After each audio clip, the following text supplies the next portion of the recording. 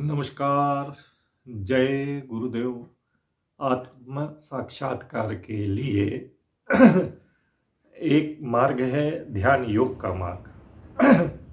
इसी ध्यान योग के मार्ग में भगवान शिव द्वारा देवी पार्वती को 112 विधियां बताई थी। उन 112 विधियों में से एक जो है बहुत ही उपयुक्त और सरल विधि है। उस विधि का नाम है 111 श्वासों का ध्यान। ये कहाँ वर्णित है? ये विज्ञान भैरव तंत्र में वर्णित है। किसने किसको कहा? भगवान शिव ने माता देवी पार्वती को 112 ध्यान विधियों में से एक ध्यान की विधि का नाम है 111 श्वासों का ध्यान का वर्णन किया है। रहस्य श्वास प्रश्वास की प्रक्रिया में छुपा हुआ है। क्या करना है कि हमको आत्म साक्षात्कार हो? इसमें हमको श्वासों की गणना करना है। ध्यान के दौरान अपनी सांसों की हमको गणना करना है। एक श्वास लें और एक श्वास छोड़ें और इस श्वास को हम एक माने, मतलब श्वास लेना, श्वास छोड़ना, इसको हम एक मानेंगे और ऐसा हम 111 श्वास लेंगे। श्वास की गिनती करते समय मन को वर्तमान क्षण में बांधें। हम मन में कोई और विचार न ले आए। वर्तमान का जो क्षण है वो क्षण में हम मन को बांधें और विचार को, अन्य विचारों को मन में ना आने दें। तीसरा, हम इस बात का ध्यान रखें कि श्वास की गति पर हमारा पूरा ध्यान रहे। श्वास को धीरे धीरे स्वाभाविक रूप से और गहराई से लें।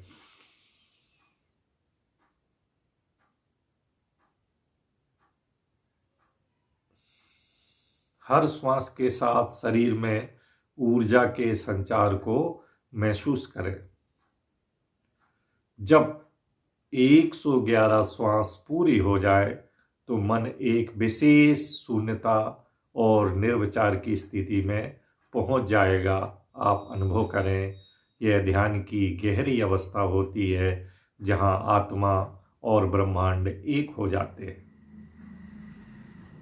तो इस श्वास विधि का नाम है 111 श्वास है।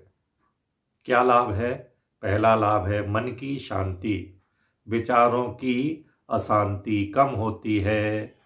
दूसरा, ध्यान की गहराई, हमारी एकाग्रता बढ़ती है और ध्यान की प्रगाढ़ता भी बढ़ती है। नंबर 3 जो है आध्यात्मिक अनुभव होता है।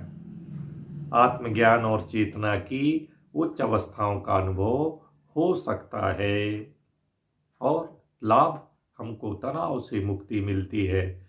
मानसिक तनाव हमारा कम होता है जिससे हमारी चिंताएं घट जाती है। क्या सावधानी रखें? सावधानी है हम शांत रहे, हम स्थिर रहे, रीढ़ की हड्डी हमारी सीधी रहे, आंखें बंद रखें, गिनती शुरू करें और हर श्वास के बीच में कुछ क्षण रुके।